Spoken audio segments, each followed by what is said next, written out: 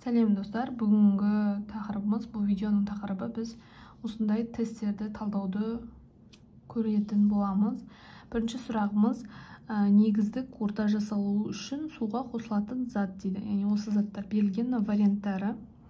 Бұл яғни гидролиз тақырыбына сай келеді. Бұл жерде бірінші вариант А варианты калий хлориді. Калий хлоридіне суды қосқан кезде калий бізде күшті металл, хлор бізде күшті қышқылдың қалдығы, яғни күшті негізбен күшті қышқылдан түзіліп тұр тұзымыз калий хлориді. Бұл жерде бейтарап орта, өйткені күшті болған кезде бұл бейтарап орта болады екен. Яғни бұл жерде гидролиз жүрмейді, күшті болған жағдайда, өйткені ерітіндіде барлығы ыдырап ион күйінде жүреді екен, ыдырап кетеді екен. Одан кейінгі екінші натрий хлориді да тура солай күшті негіз және күшті қышқылдан құралған тұз екен.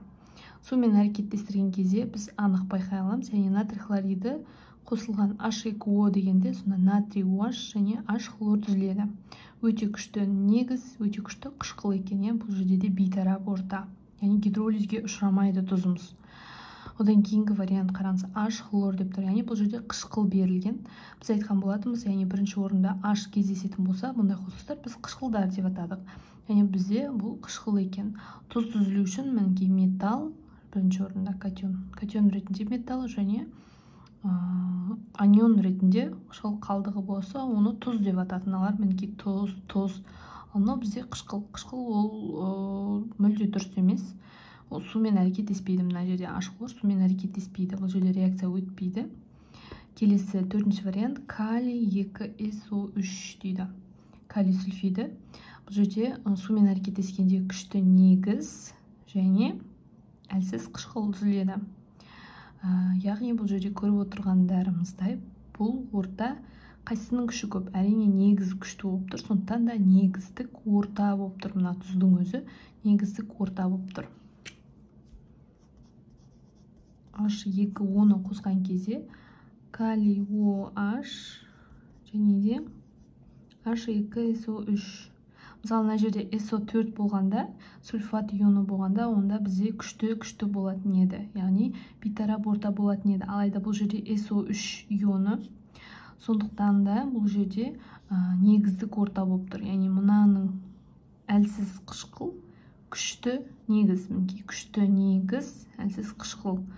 Бұл жерде кімнің күші көп? Әрине негіздің күші көп, сондықтан да негіздік орта жасалып тұр бұл тұзда. Бесіншісі натрий нитраты. Натрий күшті негіз, нитрат күшті қышқыл қалдығы. Яғни күшті негіз бен күшті қышқыл бұл да бейтарап екен. Дұрыс емес, яғни бізде дұрыс жауап негіздік орта бізде мынау төртінші вариант екен. Келесі сұрағымыз мынандай. Ерітіндіде лакмустың түсі өзгермейді дейді. Ерітіндіде лакмустың түсі өзгермейді. Мұндайда міндетті түрде арнайы бір кесте сызып алсаңыз болады. Мысалы, менде мынандай бір мәлімет бар. Осы мәліметті жазып неғып алсаңыздар болады. Қараңыз, мына жерде көрсетілген индикаторлар делінген. Мына жерде лакмус қағазы түсі өзгермейді. Мысалы, мына жерде натрий хлориді делінген, мен бейтарап деп жазып қойыппын. Бұл жерде лакмустың түсі өзгермейді. Түсі өзгермейді, қызарады, көгереді делінген. Яғни лакмустың түсі өзгермейді. Қандай жағдайда? Бейтарап жағдайда өзгермейді. Яғни бұл жерде натрий хлоридін мысал ретінде айтуға болады. Яғни натрий күшті негіз, хлор бұл күшті қышқылдың қалдығы. Яғни күшті қышқылдан тұр, бейтарап орта болған кезде лакмустың түсі өзгермейді екен. Жалпы индикатор дегеніміз осындай лакмус, фенофталин, метилоранж деген осындай қағаздарды айтады. Жалпы мынандай жолақ қағаздар, мысалы мынандай бір кішкентай ғана қағазшалар, индикатор деген. Бұл индикаторлар тұздардың мысалы түсін осы қағаздарды көрсеткіштері деп айтуға да болады. Индикаторды осы ерітінділерге салған кезде оның түсінің өзгеруіне қарай олардың қандай орта екендігін анықтауға мүмкіндік береді. Сонымен қатар pH деп жатамыз, осы лабораториялық жұмыстарда индикаторлар өте жиі қолданылады және де осындай сұрақтарда да жиі кездеседі. Сондықтан да осындай кесте түрінде жазып немесе жаттап алсаңыз өте пайдалы болады. Мысалы, мына жерде варианттары лакмустың түсі өзгермейді. А варианты натрий карбонаты. Натрий бұл жерде күшті негіз. Бірінші варианты натрий карбонаты. Натрий 2 СО3. Бұл жерде СО3-тің өзі әлсіз қышқыл, күшті негіз. Ал бізге бейтарап орта керек. Өйткені қараңыз, түсі өзгермейтін болу керек. Лакмустікі. Келесі вариант феррум бромида. Темір бром 3. Темір бромида бұл жерде темірдің 3 валентті екендігі айтылған. Бром күшті қышқыл болатын болса, темір әлсіз негіз. Бұл жерде қышқылдығы орта болып тұр. Бұл да дұрыс келмейді. Калий нитраты. Қараңыз, калий NO3. Калий нитраты. Калий күшті негіз, нитрат күшті қышқыл. Яғни бұл жерде екеуі де күшті, бейтарап болып тұр. Күштіге күшті. Яғни күшті болған кезде бейтарап орта. Ал бізде бейтарап орта болғанда лакмустың түсі өзгермейді деп мына кестеде көрсетілген. Яғни бізде дұрыс жауабы осы калий нитраты екен. Осылай сіз бірден анықтай қоясыз. Бұларды жаттап алған өзіңізге өте пайдалы болады. Келесі сұрақта туралы осы қағаздар туралы екен. Лакмус көк түсті болады. Қай тұзды ерітіндісінде дейді. Бірінші натрий сульфиді. Көк түс болу үшін лакмус, қараңыз, көгереді, сілтілік орта. Калий карбонатын мысал ретінде айтылған.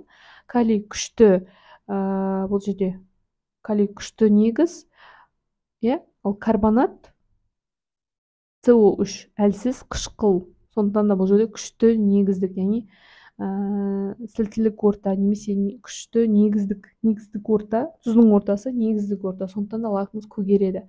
Сондықтан да біз негіздік ортасы бар тұзды анықтау керек екенбіз. Бірінші натрий сульфиді делінген.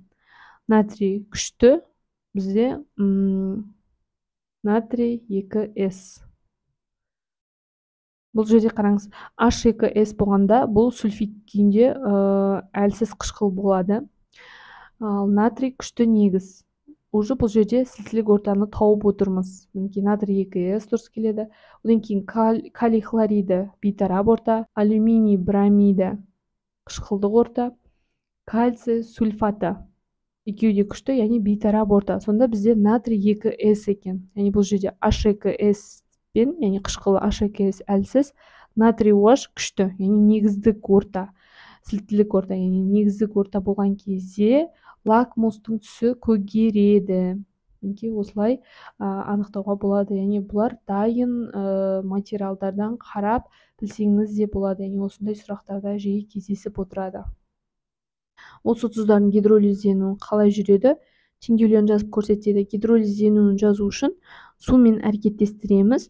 Толық иондық, қысқартылған иондық деп жазуға да болады. Енді мен бір қатар етіп көрсетейін. Мысалы қараңыз, феррум хлор 3, бұл тұз болып тұр. Тұзды әрекеттестіреміз сумен. HOH деп жазайын. Өзім ыңғайлы болу үшін қараңыз, феррум OH. Мына жерде 3 валентті екендігін көруге болады темірдің. Плюс H хлор. Мына жерде сонымен қатар осы кезде біз ерікштік кестені пайдалансақ өте дұрыс болады. Феррум OH3-ті көрген кезде, феррум OH3-ті ерікштік кестесінен көрген кезде 3 валентті темірдің OH пен қиылысқан жерін көргенде ерімейді деп тұрады. Ерімейді дегеніміз ол бізде тұнба болып табылады. Бұл жерде яғни гидролизге ұшырайды екен. Өйткені қараңыз, әлсіз негізбен күшті қышқыл түзіліп отыр, яғни сумен әрекеттескенде. Енді бұл жерде толық иондық, қысқартылған иондық теңдеулерін жазуға да болады. Яғни бізде темір хлориді, 3 валентті темір хлориді гидролизге ұшырайды екен. Бұл жерде яғни әлсіз негізбен күшті қышқыл түзілді. Калий 2 СО3 қосылған HOH. Калий OH пен кетеді. Бірінші калий OH түзіледі. H2CO3. H2CO3-ті CO2 плюс H2O деуге де болады. яғни бізде мұндайда алмасу реакцияларының соңына дейін жетуінің белгісі тұнба түзіледі, газ бөлінеді немесе аз диссоциацияланады, яғни су бөлінуі керек екен. Соңына дейін гидролизденеді, өйткені газ бөлініп отыр, су бөлініп отыр. Және бұл тұздың ортасы, қараңыз, күшті негіздік орта, өйткені калий OH бізде күшті негіз. Гидролизденетін тұзды қайдан білуге болады десеңіз, осылай күшті негіз қандай негізбен, қандай қышқылдан тұрғанына қарап білуімізге болады. Тек қана күшті болған жағдайда, яғни күшті негізбен күшті қышқыл болған жағдайда ғана тұздар гидролизге ұшырамайды. Қалған жағдайдың барлығында тұздар гидролизге ұшырайды екен. Егер осы видео сізге ұнаған болса, пайдалы болған болса, лайк басып, достарыңызбен бөлісе отырыңыздар.